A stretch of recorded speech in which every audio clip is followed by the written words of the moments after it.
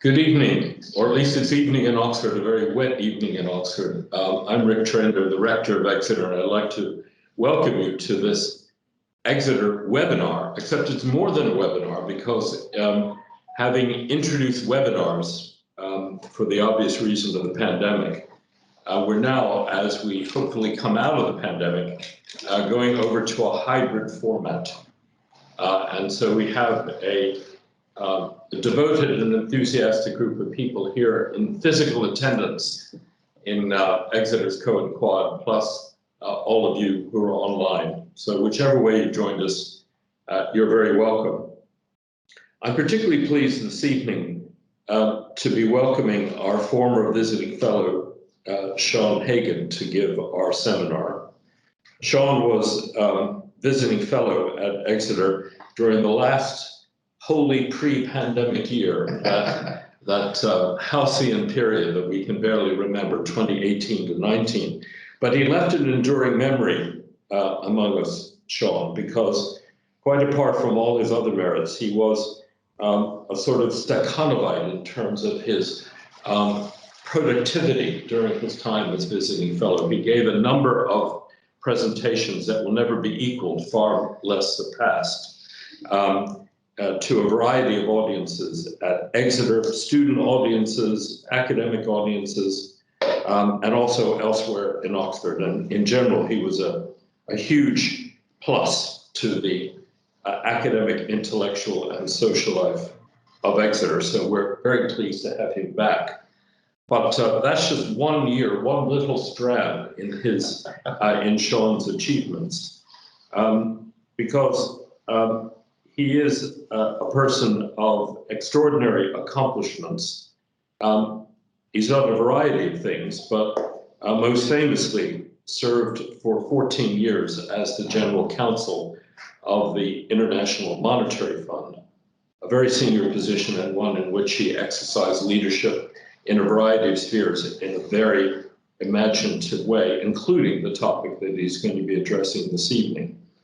And now, having left the IMF and with the year at Oxford as a kind of an interregnum, he's now been teaching at the Georgetown University Law Center for the last few years, and we're very glad to have got him back, however briefly, and on. It's very brave of him to do this on such a wet evening. I think the wettest evenings in Oxford that I remember. In any event, what Sean is going to talk to us about tonight is corruption, a topic which, as a historian, I know has a long lineage. I don't know how much history Sean's going to give us, but he's certainly going to give us a comparative and international approach with the title Understanding and Combating Corruption. Sean's going to speak for half an hour or so, and then the balance of our hour we'll devote to questions and answers. We'll take questions from this room, from those physically present, but also, of course, from people online. And you can put things into the text feature of Teams if you wish, or when we get to the Q&A, you can use the hands up function to call our attention. In any event, Sean, over to you. You're very welcome. Thank you. Thank you. It's great to be back in Oxford, but more importantly, to be back at Exeter. I have the fondest memories of my year here, and Rick, you are responsible for much of that. So thank you for everything you did that year, and thank you for welcoming me so warmly this year. And so the title is Understanding and Combating Corruption, and as you can see from the slides, some lessons learned the hard way, which really is a euphemism for saying that, you know, I used to work on this issue at the IMF and I made a lot of mistakes. So this is going to try to draw on that experience, which is often a euphemistic way of saying mistakes. But let's start off, so just to give you a roadmap. So I think it's really helpful to start off with a definition. Lawyers tend to do this. I'm not going to dwell on it too long, but it's important because that actually the definition raises interesting issues. Secondly, corruption exists everywhere. I'm more interested in the environments that make it systemic. What I mean by systemic is just that where it's no longer the exception to the norm of behavior, it actually becomes the norm of behavior in society. So in what circumstances does that happen? I'm going to talk a little bit about the adverse impact of corruption, economic, national security, social cohesion. There's a lot there to talk about. And then finally, how do you go about designing an anti-corruption strategy? All right, and I pose 6 lessons to learn from. So, what is corruption? So, the classic definition, which is offered by political scientists, that it's abuse of public office for private gain, right? And the lawyers take that definition and they come up with at least 3 crimes, which are generally recognized internationally.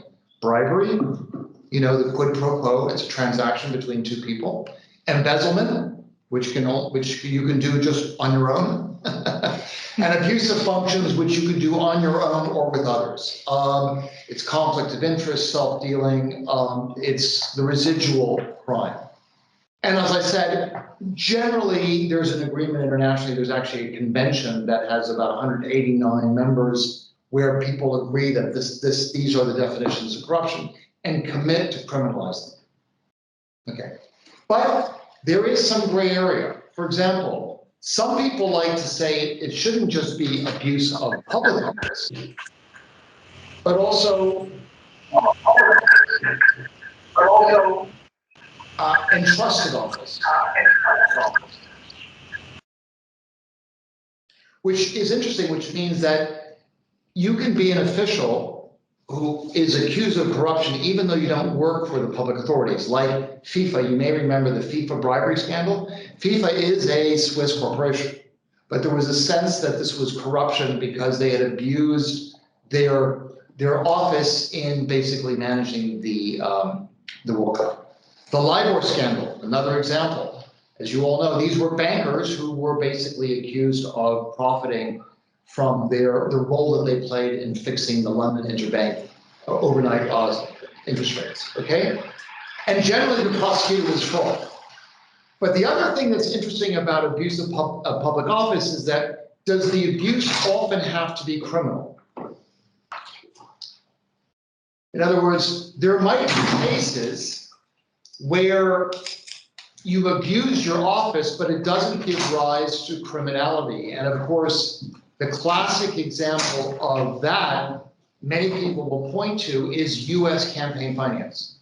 In other words, to what extent are essentially voters effectively bribing politicians, notwithstanding the fact that under US law, especially as determined by the Supreme Court in Citizens United, not only is it not criminal, it's constitutionally protected. But many people would say that even though that's not criminal, it's getting close to abuse, okay? So just be aware that there are some important gray areas. Next. I mentioned the enabling environments. In other words, in what circumstances do you find corruption becoming systemic? And one clear example are natural resource economies, because there are opportunities for corruption at every stage of what is referred to as the extractive value chain.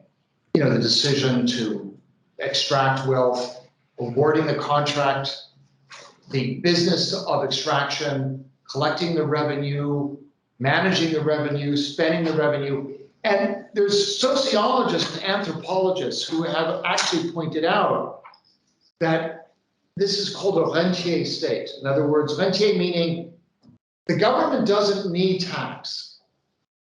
It actually just lives off the wealth that is created from the ground. And once that happens, there is a reduced accountability, because really the government doesn't need the private sector for tax revenue. And so therefore there is really, and often the private sector can be a useful check when dealing with corruption, which we're going to talk about, for example, in the reform of the United States. But when you remove that, essentially then it becomes a society where the government is in the business of giving benefits to its groups. and that is this sort of patronage society can basically give rise to endemic corruption. So that's one environment. But there are others. Another one that I think is important, yes, is what I call the weak state, where the state is actually captured by the private sector. And a classic example of that is organized crime. In many countries where organized crime is pervasive, essentially these criminals bribe public officials as a means of ensuring impunity, right? You know, in many of the local states in Mexico, you will find that the cartel has more public officials on their payroll than drug traffickers, all right? So that's one. The other one that's different is what we call transition economies. And this happened with the emergence of oligarchs in Central and Eastern Europe, where a lot of the state assets were sold and essentially were controlled by a small group of individuals or groups. And not only do they bribe public officials on the implementation of regulation, they bribe on the way in which the regulation is designed. So, for example, in the Ukraine, which, you know, notwithstanding what's going on today, historically is one of the most corrupt countries in the world, the Duma, the Rada was very much subject to control of oligarchs who would essentially bribe parliamentarians on almost all transactions, okay? A final one is post-conflict societies. Countries that are fragile, they have limited institutional capacity. It's a very dangerous cocktail because they don't have the institutions. There's a large amount of money coming in, often to basically create political stability after a conflict. And then the international community is willing to tolerate corruption just to get short-term political stability. And of course, the most recent example of Afghanistan is a very good one. If any of you are interested in this topic, I would recommend that you read the Afghanistan Papers, which is a very good chronicle of how essentially, you know, the US managed to create systemic corruption in Afghanistan. So the costs. Well, President Biden has made this a major US national security issue. And you can see his quote there in June 2021, where he looks at the costs, right? Public trusts, effective governance, distorting markets, undercuts development efforts, contributes to national fragility, extremism, migration, and provides authoritarian leaders a means to undermine democracy. That's quite a list, right? So let's unpack that a little bit. So economic performance. So I'm joined here by two close friends, Vicky Perry and Adnan Nazare, and they worked with me at the IMF, and they can speak to this better than I can. What are the economic consequences of corruption? There's been a lot of literature on this, but the fund did its own policy review, and there's a tremendous amount of empirical evidence that confirms that it is robustly and significantly associated with average long-run per capita growth, investment, and revenue. In other words, you know, when you look at countries that are systemically corrupt in the long term, they do much worse. And as a result of that, the fund has mainstreamed this diagnosis into its Article 4 process, okay?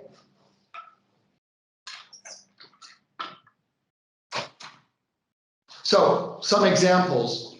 Clearly, if you have a tax system where people are not paying tax and the tax collectors are complicit, they get a kickback, it can undermine fiscal sustainability and also distorts the expenditures decisions. In other words, instead of spending money on schools or health, often they'll spend money on a conference center because that generates kickbacks. And often, actually, you'll see that countries that are systemically corrupt, they often have an overabundance of infrastructure, because that's the basis for kickbacks.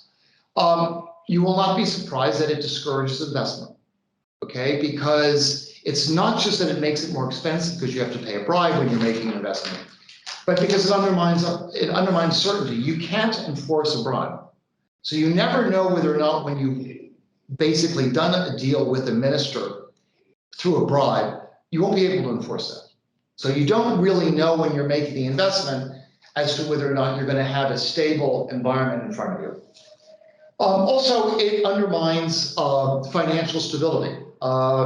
There are numerous examples of where crises were exacerbated by corruption within the financial sector. Adnan here knows very well the Kabul bank scandal in Afghanistan, which was one of the major scandals early on in the Afghanistan program with the IMF, where essentially the entire banking scene was a Ponzi scheme. And all of this, for those of you who are interested, there is a IMF paper that I think does a good job there, which I've cited. Okay, so those are the economic costs. But of course, national security is a big issue. And there's really a number of dimensions to the national security problem. One of them is just the waste as a result of fraud weakens the capacity of the military to fight. You may remember the terrorist attack in Nairobi, and they did an analysis, and one of the reasons why the response by the police and the military was so weak was that most of the money that had been spent on their equipment had basically been siphoned away. So they weren't able to really address it. But it also facilitates the commission of terrorist attacks. The terrorists who were involved in the 2015 Paris attacks bribed border officials in order to get the arms into Paris. Okay, so, and you can imagine there was a tremendous concern about the safety of nuclear material because of this. So the risk that officials will be bribed to basically lower the guard that allows terrorism. And finally, and this is important, it really does facilitate the financing of terrorism, because these terrorist groups are really, it's organized crime. They live off of proceeds of criminal activity, whether it's diamonds or oil in Iraq, and of course in order to enjoy that, they need to bribe officials. And I said, finally, but this is the final point, and this is, if Afghanistan shows this, it radicalizes the population. And there's a lot of really good work that's been done by Sarah Chase on this, which is, if you're an Afghan person and you are constantly humiliated because you're being asked for bribe, you're much more fertile recruitment territory for the Taliban, okay? And there's a lot of evidence that, as Sarah Chase said, the Taliban would say, see this corrupt, this is man's law, you need to go to God's law. So there's this sense that the entire legal framework is tainted by corruption, and it makes it easier for the Taliban to recruit. And of course, the poverty that arises from corruption, because corruption really does exacerbate inequality in societies. A lot of the social services that are normally available to the poor are siphoned away. And when they interviewed Boko Haram in Nigeria, many of them said, listen, I became so discouraged because of the poverty in my country, which I knew arose from corruption. So, all right. So let's look at the lessons. First, I started working on this many, many years ago in Indonesia, and I came in there as a lawyer with all guns blazing about I'm going to put people in jail. And you realize that you can't construct an anti-corruption strategy by putting everybody in jail. You need to have a broader strategy, and one that relies on reforms that are actually not in and of themselves anti-corruption. They're broader regulatory reforms. And one way of looking at this is if you think of corruption as being a function of monopoly power plus discretion and accountability. So monopoly power, a good example of officials in society that have monopoly power are judges. And judges, as you know, when they're rendering decisions, they have a lot of discretion. And they don't have a lot of accountability because judges are final. So you put those three together, and it's not surprising that in systemically corrupt countries, the judges are often the most corrupt institution. Okay? So if you think about that, the way to address corruption is to work backwards, to reduce monopoly power, to reduce discretion, and increase accountability. Okay, so let's go on, next slide. For example, how do you increase accountability? Well, through transparency. You know, you require the government to essentially publish their revenues and their expenditures. And the IMF has its fiscal transparency code. And you also require transparency as to how countries manage their natural resources, where the contracts that are awarded have to be published, all licenses have to be published. And the final one is freedom of the press. You know, often corruption scandals, whether it be Lava Jato in Brazil or elsewhere, often are the catalyst for reform, where you can't have a scandal where there's no freedom of the press, because nobody finds out about it. So freedom of the press is really an important element of transparency. Civil service reform. This is critical because a lot of corruption that takes place, not just at the very senior level by ministers, but at the civil service level. And you know, there's a number of dimensions of reform here that are really important. One of them is simply requiring civil service to actually be able to do their job. Often, what they do is they want the job because it can become very remunerative because of bribes, and they're actually not qualified. So first of all, having clear performance management standards and dismissing them for misconduct. Actually, dismissal for misconduct is often a greater threat than actually prosecuting them in courts, because the court system is often corrupt. So, and also in some cases, you have to increase remuneration. In many countries, corruption is actually an act of survival, not an act of venality. I mean, people need to basically do this in order to live. So there are examples of reforms where societies that were systemically corrupt were moved very quickly. Georgia is a very good example in 2000, and of course, Singapore under Lee Kuan Yew, and a major element of that was civil service reform. Okay. Reducing monopoly power. Remember, I had that little formula. So how do you reduce monopoly power? Well, one of the things you deregulate. In some cases, you know, in India, for example, you know, you need about 12 different licenses to open up a small retail store. Each of those stages is designed to provide an opportunity for someone to get a bribe. So simplifying regulation can actually be a way of depriving public officials from extracting bribes. In some cases, you legalize. You actually, it's not just you simplify, you legalize. A good example of that is prohibition in the United States. And I think, you know, prohibition is a really good example because prior to prohibition, the US didn't really have a big problem of corruption, either in the police or in the judiciary or in the civil service. It exploded with prohibition, right? Why? Well, because essentially there was now a substance that was illegal that the entire population wanted, right? So therefore, everybody was willing to be bribed. I mean, everybody was a potential bribor.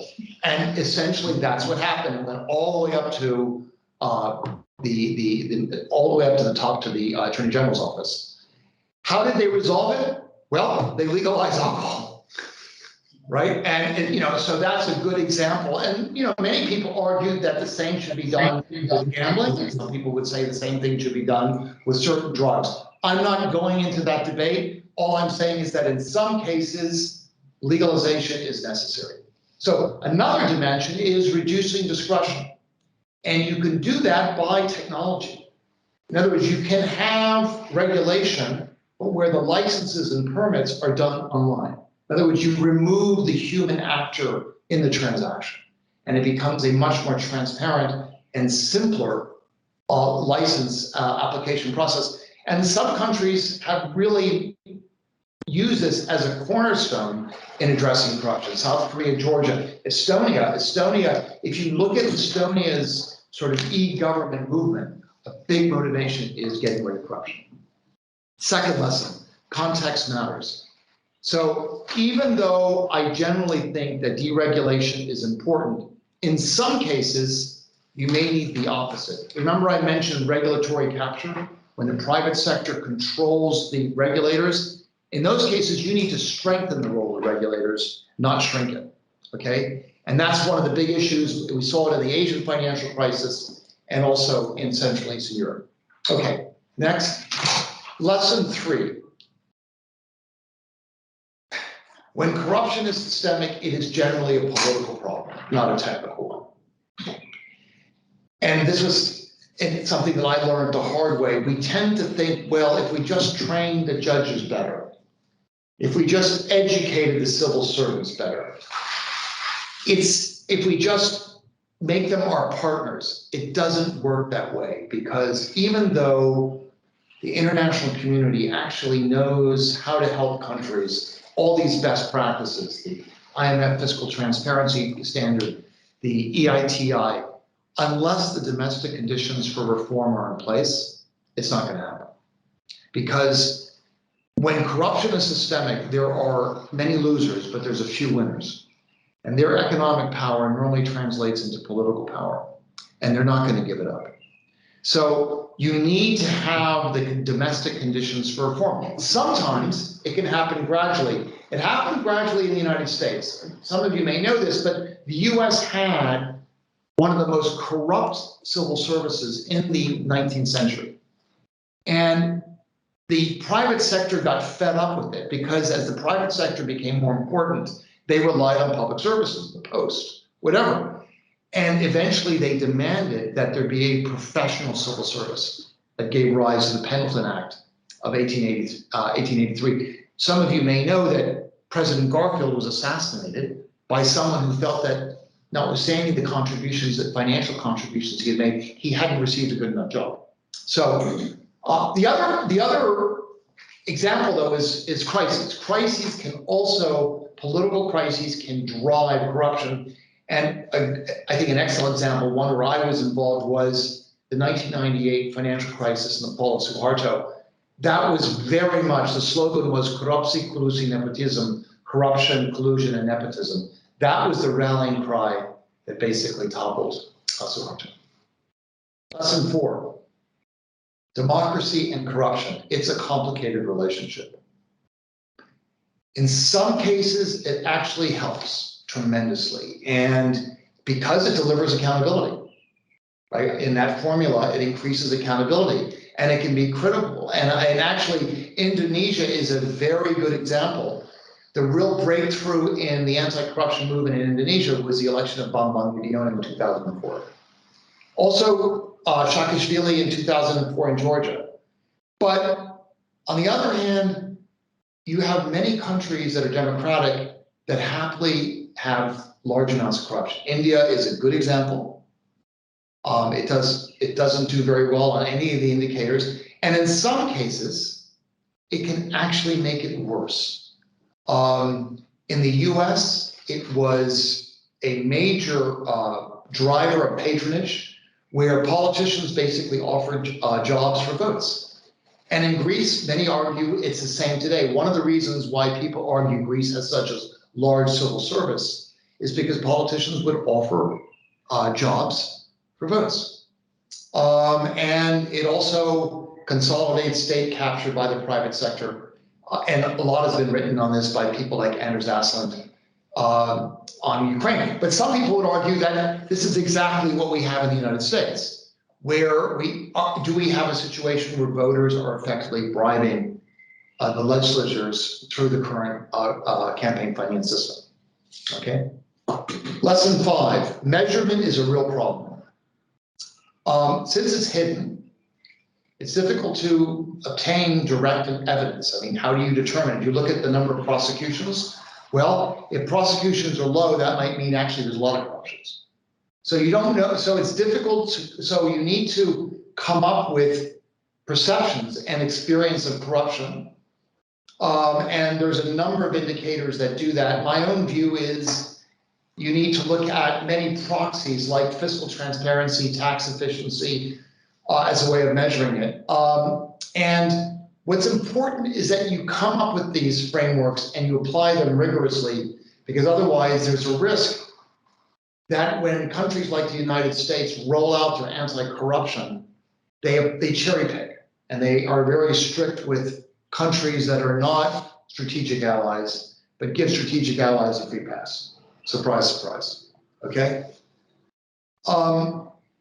Lesson 6, advanced economies are part of the problem. So everything I've spoken about now relates to countries that are systemically corrupt.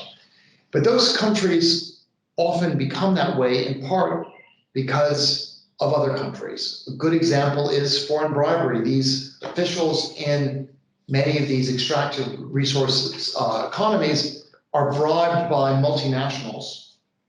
And what's critical is these advanced economies need to crack down on what we call the supply side. In other words, large multinationals in countries like the United States, the United Kingdom, Germany, and elsewhere, who are the hosts of countries that of companies that bribe foreign officials. But then on the other side, you will not be surprised that these oligarchs, these ministers, they don't invest their money in their home countries, they invest it elsewhere. They invested in the financial system, they invested in the property market in London. And of course, there is a lot that has been talked about that. And they're known as politically exposed persons, which I think is a great euphemism. And there's a whole legal and institutional framework in place that the international community has adopted to basically require countries to crack down on this type of concealment. And the US has just basically enacted a very important law that allows the US to go beyond shell companies. The biggest problem, like everything else, is enforcement. And I think that's actually one of the issues in the United Kingdom right now when we talk about what's going on with the oligarchs in Russia, is there is the unexplained wealth order. I mean, the UK has the tools. The question is the extent to which they're willing to enforce it. And I think with that, that's it. Thank you very much, Sean. An admirable talk, not least for timekeeping. So we've got almost a full half hour to pursue the many, many issues that Sean has laid out for us. Could I indulge the chair's privilege and at the risk of putting the cart before the horse, which is to say, even if we accept all that you've said, and you've given us some good reasons to accept your propositions. I mean, you said something right toward the end about giving strategic allies a free pass. Is there not a risk that this, to my mind, admirable sort of anti-corruption framework that you've laid out here is being massively discounted at the moment in the circumstances of the current crisis? So I heard a segment on the Today program this morning in Radio 4, in which essentially the relationship between the UK and a certain Middle Eastern country was being highlighted. And in effect, it was being said, all the considerations that would normally apply are likely to be eclipsed for the foreseeable future by security considerations. Yes. How big a risk do you think? I think it's a big risk, and I agree with you, it's going to happen. I mean, as a result of this crisis, and it is, I wouldn't use the word ironic, but it is poignant that the Biden administration rolled out this rather muscular anti-corruption strategy only 3 months ago, that in light of the security situation, we are beginning to have rather substantive discussions with some of the regimes that are some of the most corrupt in the world, including, for example, Venezuela. So I do think it's a risk. I understand the real politic of it, but I think that history shows that it's in the long term, it's a mistake. and a mistake because, just to be explicit. Yes, I mean, I think Afghanistan is a very good example of this. What did we get in Afghanistan by tolerating corruption? We ended up actually losing Afghanistan because of corruption. Okay, well, that's a great answer to my question, I think. I think we lost it because of corruption. Could we see the list of participants on the right-hand side? Because I find it hard on that display to see if anybody has their hand up. Are there any questions in the room? Yeah. Peter.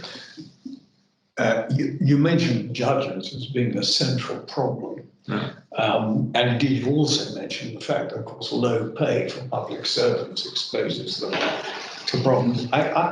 When I did work in Venezuela for the other side of your business, the World Bank, what I discovered was the judges hadn't had a pay rise for going on 20 years.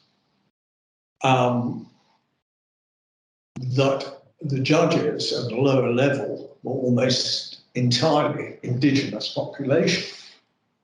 Then you looked at the lawyers. Now the lawyers were doing very well. And you were thinking, well, how are they making money? This is a country where there's no rule of law. The answer is simple. They were the brokers. They owned the judges. And the real problem there, I suspect, was the failure to properly regulate the lawyers. So if you had a case, you went to a lawyer who had judges in his pocket. He made sure the case came up in front of that judge and got the right result.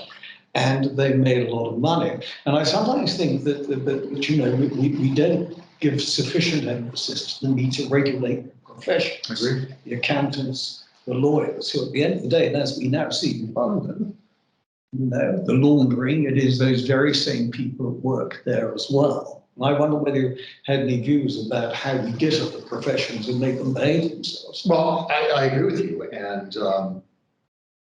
there was a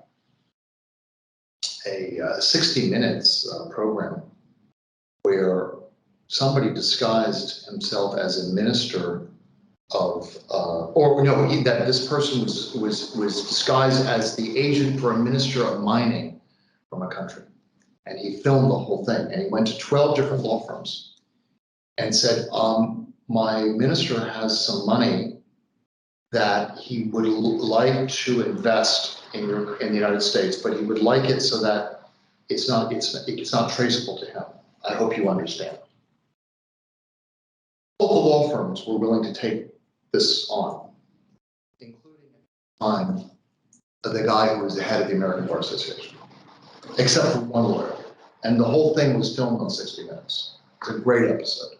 So yes, this is a problem. And historically, especially in the area of anti-money laundering, there is a requirement, Peter, for this type of activity to be regulated. Couple of complications. In the United States, there's been a tremendous amount of resistance to this because they believe that telling a lawyer to report a suspicious transaction violates attorney-client privilege. So the legal profession, at least in the United States, is hiding a little bit behind attorney-client privilege. Other countries have been able to deal with it. So, but yes, it is a big problem.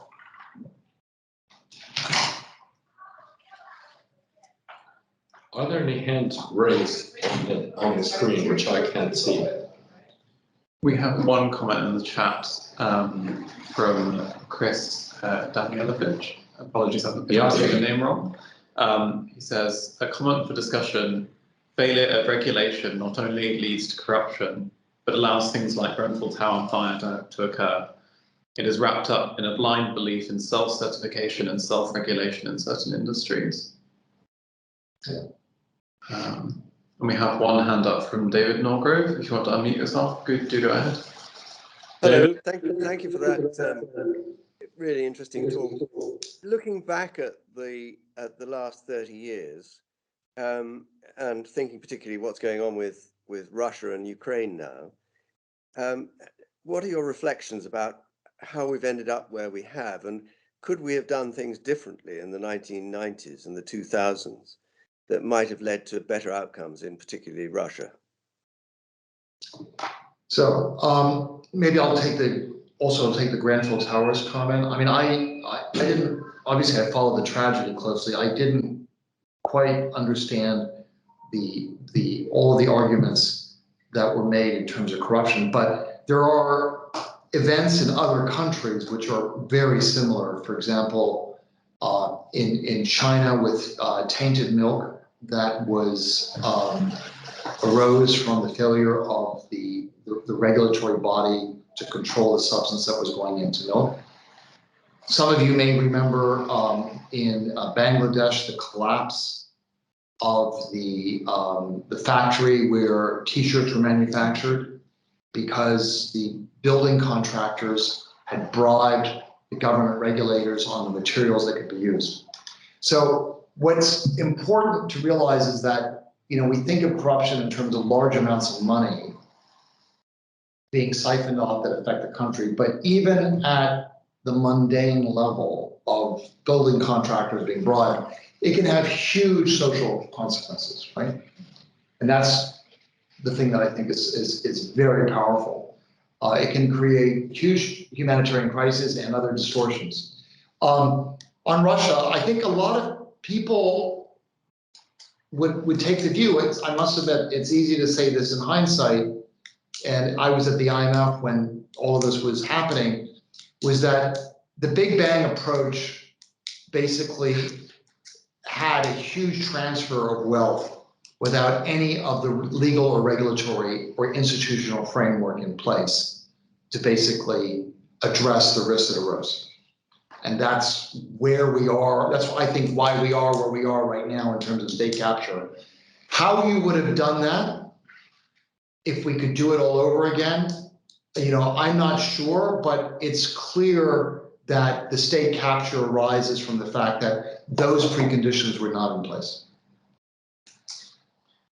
We have another comment in the chat from Kabika Mohan, who says, regarding recent legislation put in place by the British government to target Russian or Putin-affiliated assets in the country, what structures could be put in place or what needs to be done to ensure continuous and long-term enforcement of these measures actually occurs? Yeah. So, I mean, this is a matter of UK law. I'm not an expert on UK law. Maybe Peter can help me here.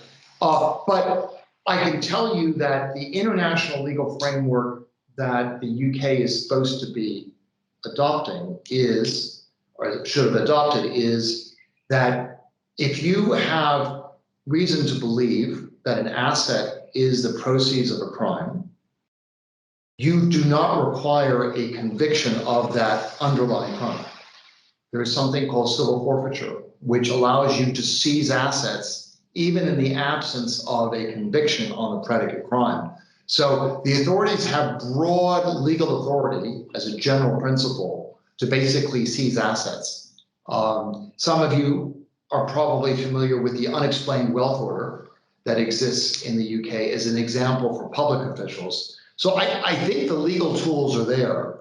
The question is whether or not there is the political will and the resources that are being devoted to make that happen. There is a hand raised. We've got a hand up from Michael Nassim. If you want to put your camera on or unmute yourself, feel free to go ahead.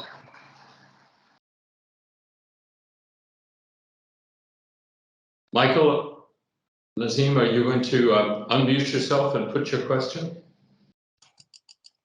How does that work? We can hear you.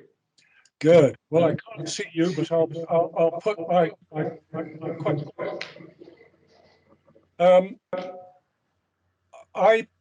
Years ago,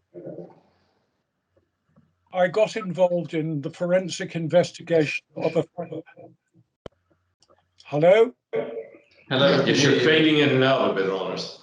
Yes, I'm going to have to try and find my way back. Something's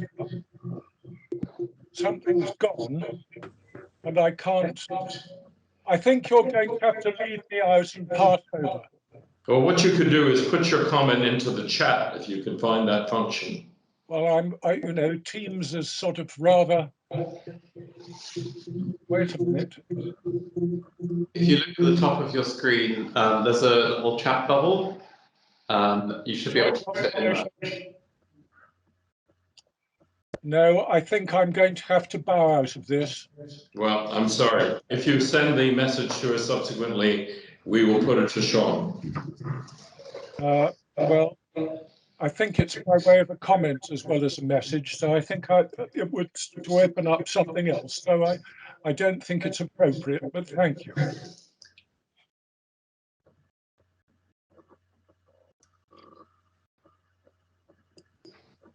Do we have any more questions?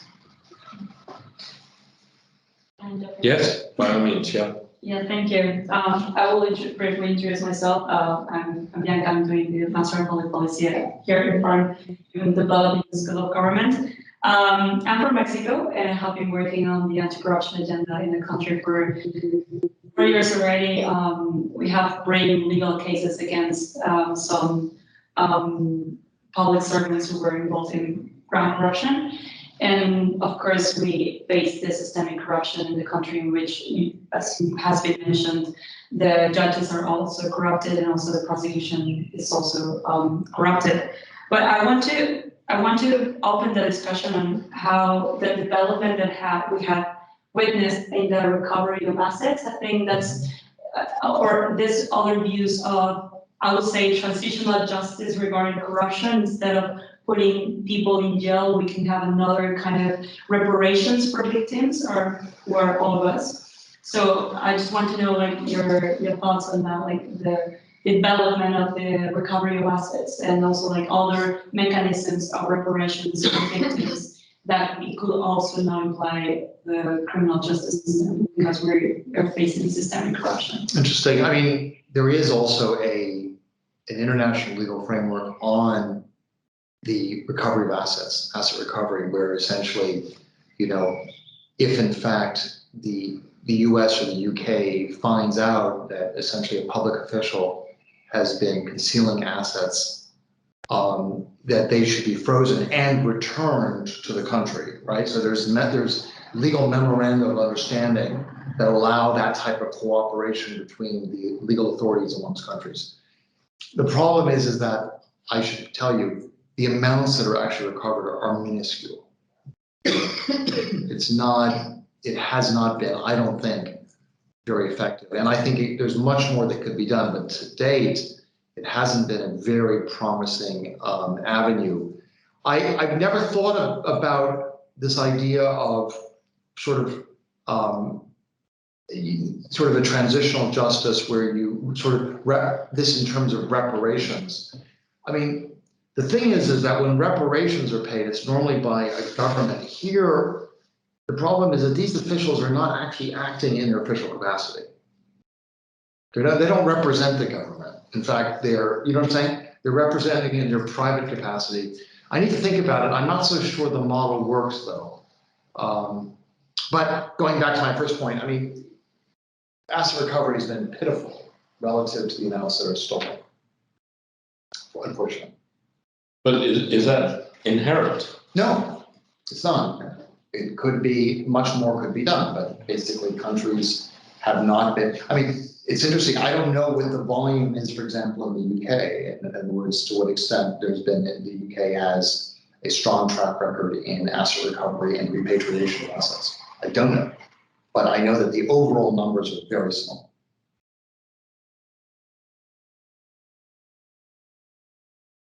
Are there further comments or questions from the screen? There's nothing on screen. Okay. Michael Nassim has raised his hand. I think it was someone else who was speaking before. So, Michael, if you have your question, you can unmute yourself and ask it. Michael?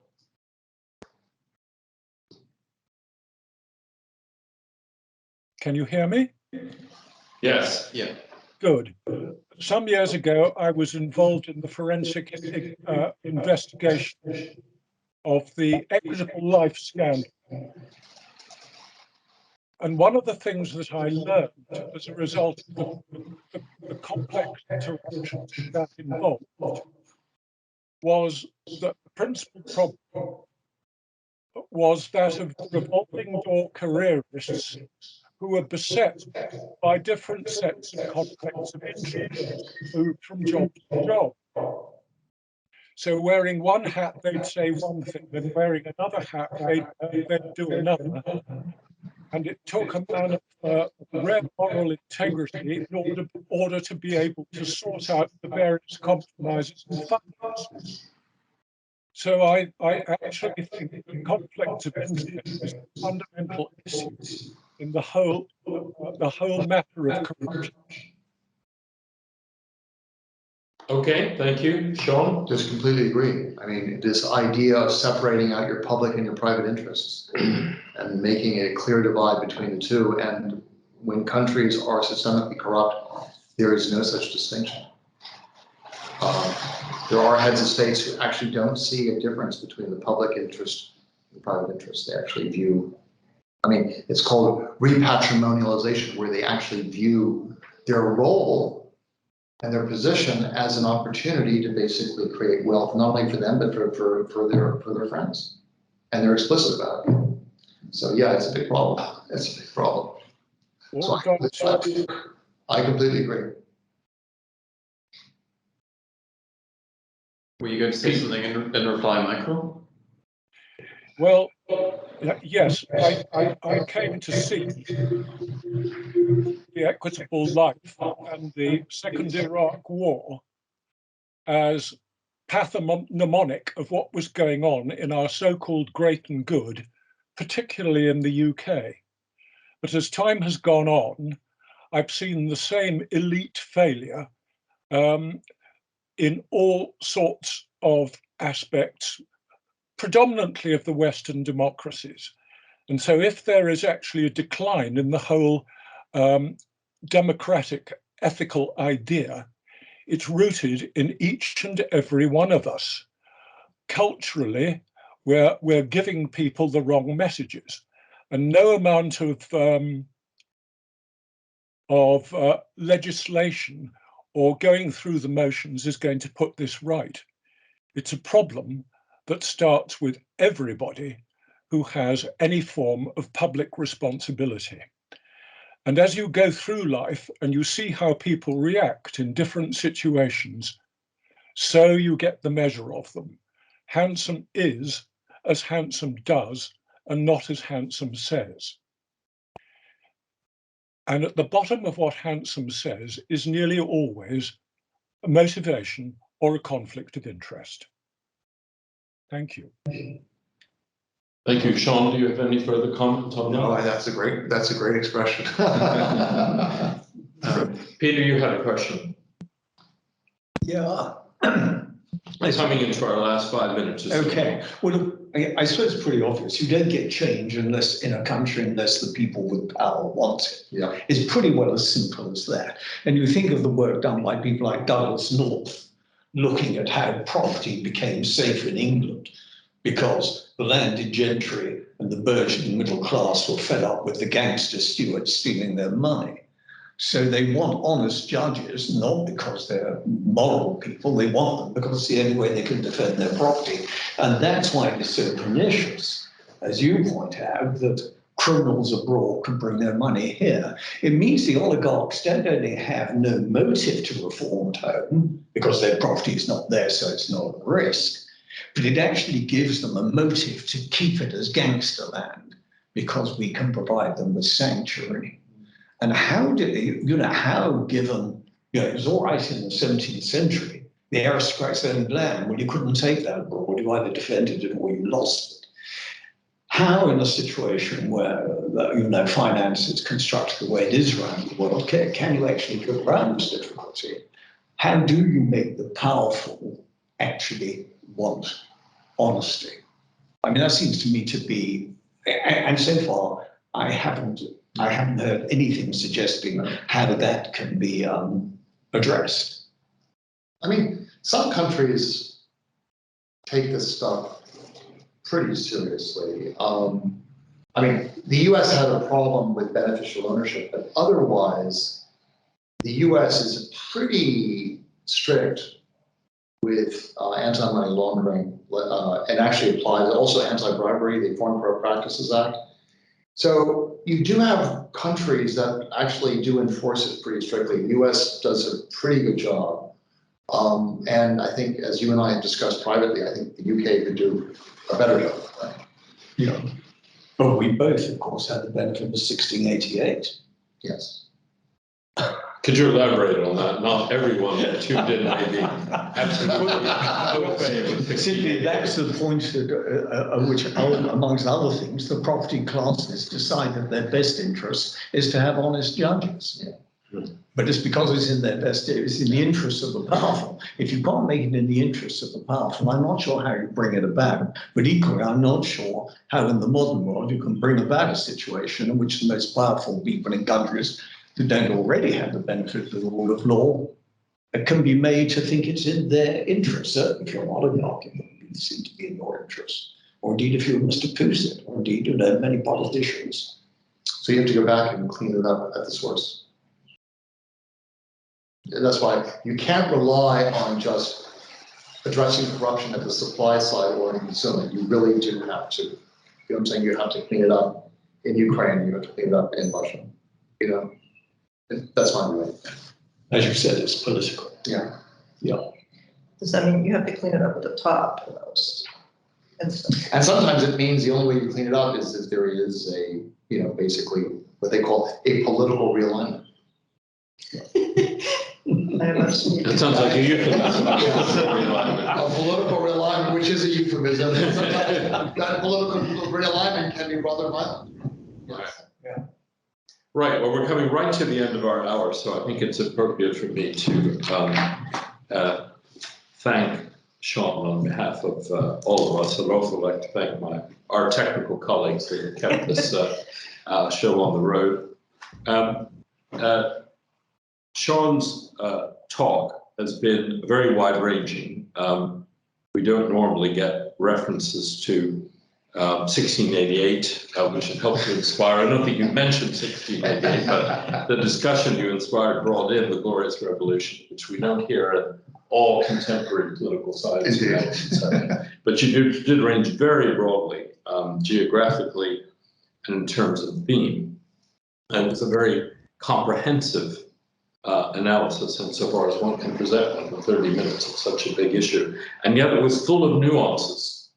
And I think your audience is grateful to you for both of those virtues. It seems to me this has been a very rich talk, and one that not only has a lot of contemporary relevance, but also for me as a historian leads me to think back on the past, even beyond 1688 perhaps, and the implications of it. So Sean, we're very grateful to you indeed.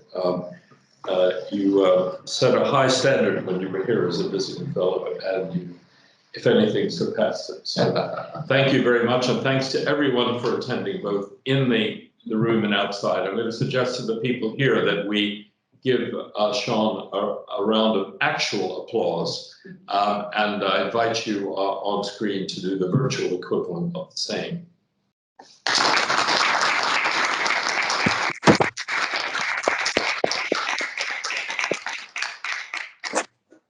Thank you very much, and good evening from a very wet Oxford.